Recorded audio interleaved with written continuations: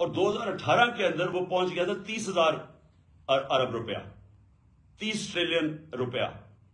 تو 4 گنا ہمارا قرضہ بڑھا، اور جب قرضہ بڑھا تو اس کے اوپر اب ہمیں سود دینا پڑتا ہے.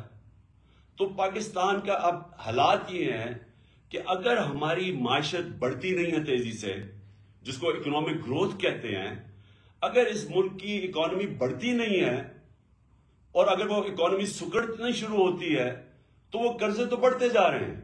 تو ہم نے قرضہ واپس کیسے کرنا ہے؟ یہ ایسی ہے کہ گھر کے اوپر اگر قرضہ چڑھا ہو، اب وہ گھر کیسے وہ قرضہ واپس کرے گا؟ آمدنی بڑھائے گا. آمدنی بڑھائے گا تو وہ قرضے واپس کرے گا. اگر گھر کی آمدنی گرنی شروع ہو جائے تو قرضے تو وہیں کے وہیں سود لگتا جائے گا، قرضے بڑھتے جائیں گے. پاکستان کا مسئلہ یہ ہے کہ ہمارے اوپر جو قرضے چڑھے ہوئے ہیں، ہم نے قرضے کی قسطیں ادا کرنی ہے، اور اگر ہماری آمدنی نہیں بڑھتی تو وہ قسطیں ہماری کیپیسٹی آمدنی قسط واپس کرنے کے لیے وہ کم ہوتی جائیں گی. تو نمبر 1 مسئلہ اب اس وقت ملک کا کیا آ رہا ہے کہ جو ہم نے اپنے دور میں ریکارڈ ایکسپورٹس بڑھائی تھی، ریکارڈ ریمیٹنسز تھی، آئی ٹی کو ہم تیزی سے اوپر لے کے جا رہے تھے، جو کہ مستقبل ہے. ٹیکنالوجی تو مستقبل ہے نا دنیا کا، سب سے زیادہ پیسہ تو اب ٹیکنالوجی میں آتا ہے، آئی ٹی کے اندر. تو وہ بھی پہلی دفعہ پاکستان میں 75% ہماری وہاں ایکسپورٹس بڑھ گئی تھی. 32 ارب ہماری ریکارڈ ایکسپورٹس تھی، 31 ارب ریکارڈ ہماری ریمیٹنسز تھی، اور ٹیکس کلیکشن ہماری ریکارڈ تھی 6.1 ٹریلین، یعنی 6,100 ارب روپیہ. تو ہر طرح ہم آمدنی بڑھاتے جا رہے تھے، اور اس سے ہم نے اپنی قسطیں دینے کا ہماری کیپیسٹی بڑھتی جا رہی تھی. اور انشاءاللہ اگر ہمیں آگے بھی موقع ملے تو ہم نے کیسے مقابلہ کرنا ہے؟ اپنی آمدنی بڑھا کے. جو 6% گروتھ ریٹ تھی ہماری چوتھے سال، اور 5.7% گروتھ ریٹ تھی تیسرے سال کرونا کے باوجود، یہ 17 سال میں سب سے زیادہ گروتھ ریٹ تھی پاکستان کی. تو جب گروتھ ریٹ بڑھتی ہے تو آپ کے پاس پیسہ ہوتا ہے قرضے واپس کرنے میں. اور جو ہماری یہ بھی یاد رکھ لیں کہ 17 سال میں سب سے زیادہ زراعت کے اندر ہماری گروتھ ہوئی تھی 4.5%. یہ 17 سال کے بعد تھی. تو آمدنی تو ہماری بڑھتی جا رہی تھی. انہوں نے کیا کیا آتے ساتھ؟ انہوں نے آتے ساتھ ہی پہلے تو جیسے انہوں نے آتے ساتھ فیصلے کیے، مارکیٹس کے اندر پینک پھیل گئی. مارکیٹس نے وہ بڑی تیزی سے دیکھتی ہیں کہ ان کے پاس تو کوئی پلان ہی نہیں لے کے آئے، پلان ہی نہیں ہے کہ پیسے واپس کیسے کرنے ہیں. اور جیسے یہ ہوا ہماری وہ گرنی شروع ہو گئی، ہماری مارکیٹ کے اندر روپیہ گرنا شروع ہو گیا، اور مارکیٹس پیچھے ہٹنا شروع ہو گئی. اور یہ میں نے پہلے 1 جون کو انٹرویو دیا تھا اس کو سمیع ابراہیم کو، جس میں نے کہا تھا کہ کیونکہ ان کے پاس اب پلان نہیں ہے، مجھے خطرہ یہ ہے کہ یہ ملک کو ادھر لے کے جا رہے ہیں کہ اگر اکانومی سکڑنی شروع ہو گئی تو ہم اپنے قرضے واپس نہیں کر سکیں گے. اور میں نے تب پریڈکٹ کیا تھا، یہ اب سے تقریباً آپ سوچتے 6 مہینے پہلے، کہ یہ جس طرح جا رہے ہیں یہ ملک کو ڈیفالٹ کی طرف لے کے جا رہے ہیں.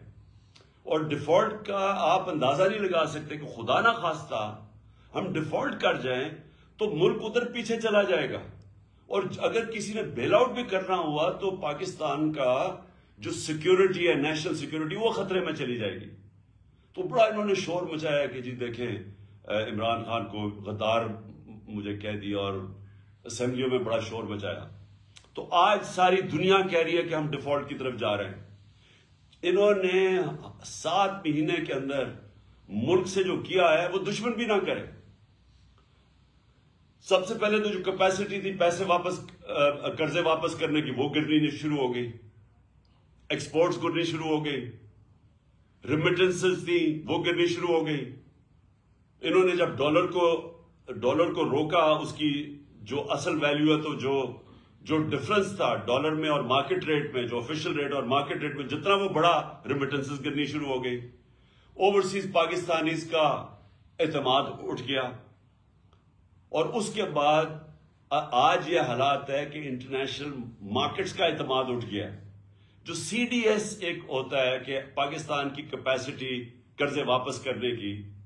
یہ جو CDS یہ ہمارے دور میں 5% تھا کہ خطرہ ہے کہ پاکستان قرضے واپس نہیں کر سکتا, وہ 5% تھا. آج 100% سے اوپر چلا گیا. کہ مطلب یہ کہ باہر کی دنیا سمجھتی ہے کہ پاکستان قرضے واپس نہیں کر سکتا, ڈیفالٹ کی طرف جا رہا ہے. آپ یہ سمجھیں یہ جو حق ہے نا, حق پہ کھڑے رہنا اور حق کو بولنا, یہ دور سے لگتا ہے تنہا ہو گئے لوگ.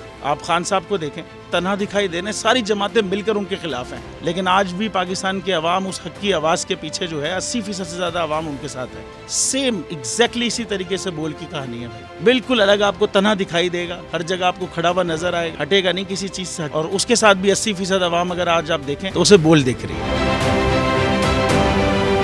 جعلی کیس ہے نا, یہ ہم پہ اس وقت بنائے گئے تھے جب حکومت یہی تھی, انہی لوگوں کی حکومت تھی نا. اور یہ جعلی کیس, ان کو میں نہیں کہہ رہا اس کیس کو جعلی کیس, ان کو پاکستان میں کیا پوری دنیا میں ایک ایسا شکایت کنندہ نہیں ملا, ایک ایسا کمپلیننٹ نہیں ملا جس نے یہ کہا ہو کہ ہمارے ساتھ فراڈ ہوا ہے. تو یہ خود ہی بن گئے کمپلیننٹ, اور یہ خود ہی انہوں نے خود ہی انویسٹیگیشن کی, اس کی خود ہی تفتیش بھی کی. یعنی کہ کمپلیننٹ بھی ہے, انویسٹیگیشن آفیسر بھی ہے, اور ان دا اینڈ انہوں نے پھر اس کے باوجود یہ کورٹ میں جمع کرایا کہ جی یہ کیس جعلی کیس تھا, اور اس میں کسی قسم جو کچھ ایگزیکٹ کر رہا تھا سب لیگل. یہ میری بات نہیں ہے, یہ ان کے انویسٹیگیشن آفیسر کی بات. سب سے زیادہ ویوز اور سب سے زیادہ ریٹنگ کے ساتھ بول آج بھی رہا نمبر 1 پر.